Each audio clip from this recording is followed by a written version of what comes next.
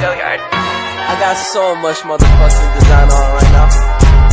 Break it down, bring it back, make it clap. I got 3 old thoughts, new block, where that bitches on my line, and you know they come strapped, hold up. Bagi peserta didik.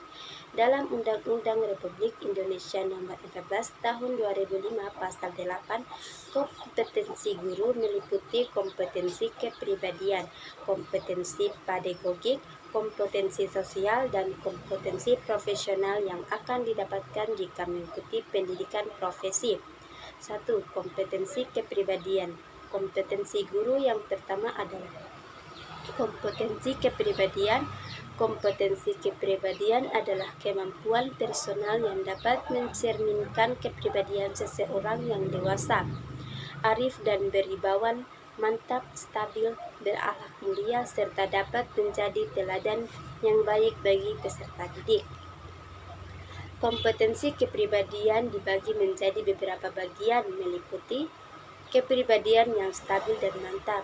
Seorang guru harus bertindak sesuai dengan norma-norma sosial yang berlaku di masyarakat, bangga menjadi seorang guru, serta konsisten dalam bertindak sesuai dengan norma yang berlaku. Kepribadian yang dewasa. Seorang guru harus menampilkan sifat mandiri dalam melakukan tindakan sebagai seorang pendidik dan memiliki etos kerja yang tinggi sebagai kepribadian yang arif.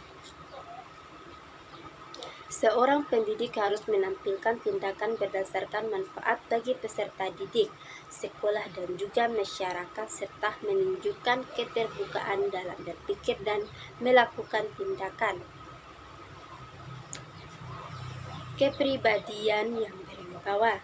Seorang guru harus mempunyai perilaku yang dapat memberikan pengaruh positif dan disegani oleh peserta didik, memiliki akhlak mulia dan menjadi teladan. Seorang guru harus bertindak sesuai dengan norma yang berlaku, iman dan takwa, jujur, ikhlas, suka menolong, dan dapat diteladani oleh peserta didik. 2. Kompetensi pedagogik. Kompetensi pedagogik yaitu kemampuan seorang guru dalam memahami peserta didik, perancangan dan pelaksanaan pembelajaran, pengembangan peserta didik, dan evaluasi hasil belajar peserta didik untuk mengaktualisasi potensi yang mereka miliki. Kompetensi pedagogik dibagi menjadi beberapa bagian, di antaranya sebagai berikut.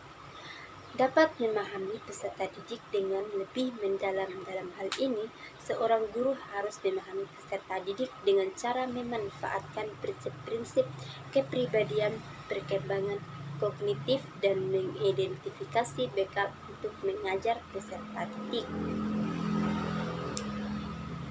Melakukan rancangan pembelajaran.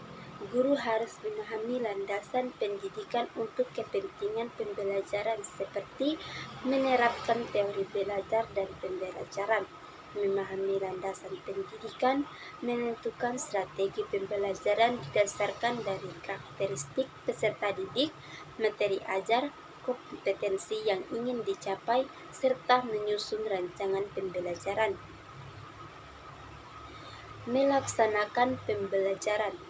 Seorang guru harus dapat menata latar pembelajaran serta melaksanakan pembelajaran secara kondusif.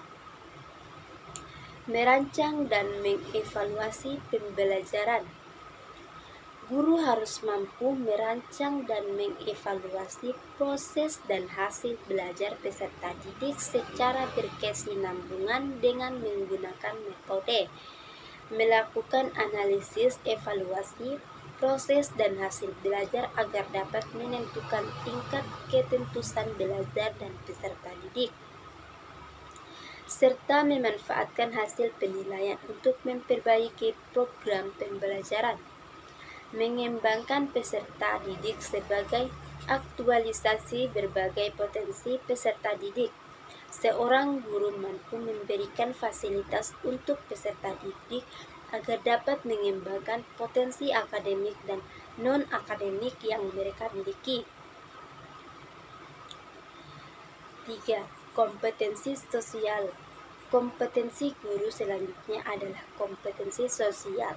Kompetensi sosial yaitu kemampuan yang dimiliki oleh seorang guru untuk berkomunikasi dan bergaul dengan tenaga kependidikan, peserta didik, orang tua peserta didik, dan masyarakat di sekitar sekolah. Kompetensi sosial meliputi memiliki sikap inklusif, bertindak objektif, dan tidak melakukan diskriminasi terhadap agama, jenis kelamin, kondisi fisik, ras, latar belakang keluarga, dan status sosial. Guru harus dapat berkomunikasi secara santun, empatik, dan efektif terhadap sesama guru, tenaga kependidikan, orang tua, serta masyarakat sekitar. Guru dapat melakukan adaptasi di tempat bertugas di berbagai wilayah Indonesia yang beragama kebudayaannya. Guru mampu melakukan komunikasi secara lisan dan tulisan. 4. Kompetensi profesional. Kompetensi guru yang terakhir adalah kompetensi profesional. Kompetensi profesional yaitu penguasaan terhadap materi pembelajaran dan dengan lebih luas dan mendalam mencakup penguasaan terhadap materi kurikulum, mata pelajaran, dan substansi ilmu yang menaungi materi pembelajaran dan menguasai struktur serta metodologi keilmuannya. Kompetensi profesional meliputi penguasaan terhadap materi, konsep, struktur, dan pola pikir keilmuan yang dapat mendukung pembelajaran yang dikuasai. Penguasaan terhadap standar kompetensi dan kompetensi dasar setiap mata pelajaran atau bidang yang dikuasai. Melakukan pengembangan materi pembelajaran yang dikuasai dengan kreatif. Melakukan pengembangan profesionalitas secara berkelanjutan dengan melakukan tindakan yang reflektif, menggunakan teknologi dalam berkomunikasi, dan melakukan pengembangan diri.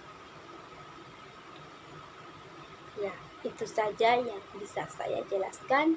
Saya akhiri dengan wassalamualaikum warahmatullahi wabarakatuh.